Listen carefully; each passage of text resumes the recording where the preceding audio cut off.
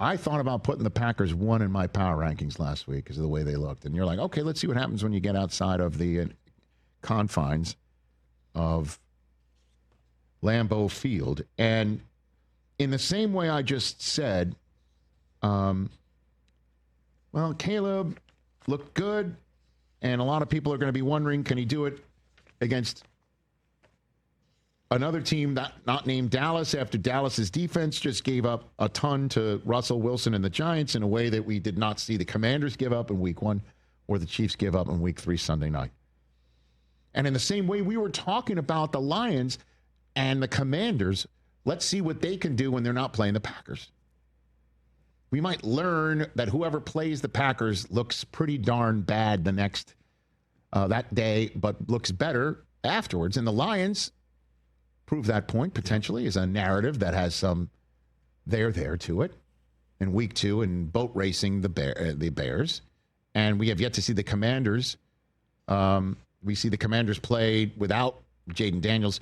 We've kind of yet to see the Commanders' full strength coming off of Green Bay, but the Commanders played much better. Defensively, they were living in the Raiders' backfield on Sunday. So maybe it's just playing the Packers. And in the same way, those things might all be true. Maybe the same could be said about the Browns' defense. I know I just went high register.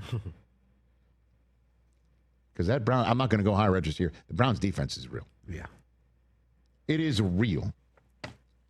And it's spectacular. Yeah, it's spectacular. Myles Garrett's doing his things, and I know the Browns got a lot of grief for trading away the rights to Travis Hunter. Seems like a good move so far. I was telling everybody, as much as I love Travis Hunter, and you know that, and you want to have spectacular players that bring in people into your tent to watch. Mason Graham's no joke. And defensively, they are killing it right now. The Cleveland Browns are absolutely taking care of business and taking people straight out as they held the Packers to a season low 10 points and 230 total yards. There's Browns defense allowed under 250 total yards in each of their first 3 games this year. The only other team to do it are the Packers because the Browns offense wasn't lighting any fires other than Quinshon Judkins getting a start and coming up with the one score the Browns needed.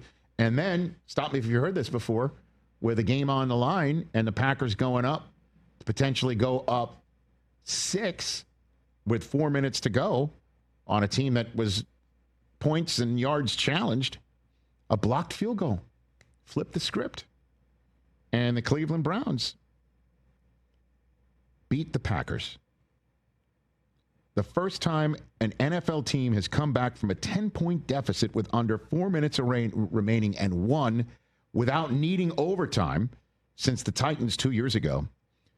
And would you care to hear this stat? Cleveland Browns fans who are dying for a win and were wondering with 4 minutes to go, is this season completely lost? Have we completely lost our minds with our quarterback decisions? And where are we going to go from here? And what are we going to do? The last time the Browns had a 10 or more point comeback with a win with under 4 minutes remaining was when Tim Couch did it in 2002 against Steve McNair and the Titans when they won in overtime. That's it. That's the stuff. So it's been a while since you've seen it. And now we're let everyone sit there and wonder what's wrong with the Packers for this week. That's what you get in the NFL, right? When Jordan Love ties his career high with 5 sacks, they couldn't protect him. Josh Jacobs, they finally stopped his 11-game streak of scoring at least a rushing touchdown, including the playoffs. It's his fewest rush yards in a game with the Packers, 30 rush yards on 16 carries. Hey, I think we're just going to learn you better pack your lunch pail and hard hat when you're playing the Cleveland Browns this year. And, next up for them are the Lions. We'll see what happens on Monday night tonight. And they're going into Ford Field where I think they play much better. I think we can say that even though they've only played one game. We haven't seen what they've done on this Monday night. The Browns can start scoring some touchdowns. this defense is going to carry some days, man. And the 55-yard field goal from Andre Schmidt, you know, it was a 4-letter word. And in week 1, it's the longest successful walk-off field goal in the history of the Cleveland Browns. Wow. So we saw some stuff that we've never seen from the Browns ever, and also since Tim Couch did it. And so they've got to feel good about themselves. Packers, go! Hey, NFL media, go in as much as you want on them. Whatever. I bet you LaFleur is just going to be sticking it right in their faces all week long. This is Matt LaFleur afterwards.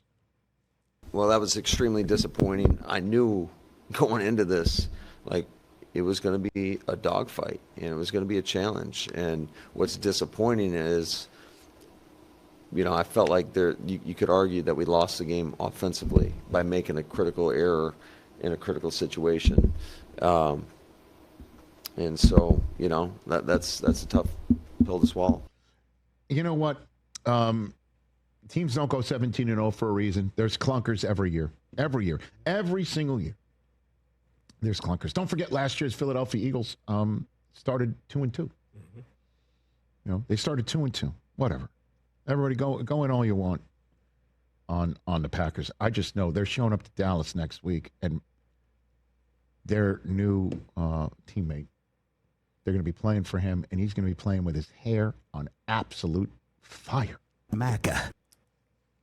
And this is, I'm sorry, TJ. I'm not doing this for trolling on you. I really am not. Sure about that? I promise you. Like, this is the worst result you would want to see for the Packers coming into this game. Yeah, I thought. I mean, you would much rather have, the Browns are terrible. They boat raced. They're now 3-0. Like, this was exactly what maybe a doctor orders when you look back on it. Like, some guys in the locker room feeling good about themselves. Let's just roll out the footballs and roll over the Cleveland Browns, and they got rolled over on offense. What was the score of that playoff game a couple years ago, TJ? The Cowboys, Green Bay and Dallas. Yeah, I don't know. I don't remember. It's going to be That's something all I'm like saying. that. I'm not worried about the Packers. What if the Cowboys are everybody's get right team? Like, they're not that bad. Quarterback get right game. They're not that bad. They're not that good. They got defensively. Again, when you trade away one of the best pass rushers in the game with zero plan to supplement it, other than let's see what Jadeveon Clowney's doing. Let's have him. Maybe he was on the Tua watching Disney Plus plan. I don't know. You know, like that's. You know you're going to have issues rushing the passer if you're trading away Micah Parsons, and then the back of the defense is not healthy and doing well. You're going to that's the Packers. I think are going to go in on Sunday night, and they're going to really hit the Dallas Cowboys in the mouth. Yeah, I might go to the movies tomorrow night or next Sunday. Okay, I ain't watching I'm sure there's nice things for you to see. Probably. Hey, you made it all the way to the end. Thanks for that. Check us out every single day streaming live on Disney Plus and the ESPN app 12 to 3 Eastern.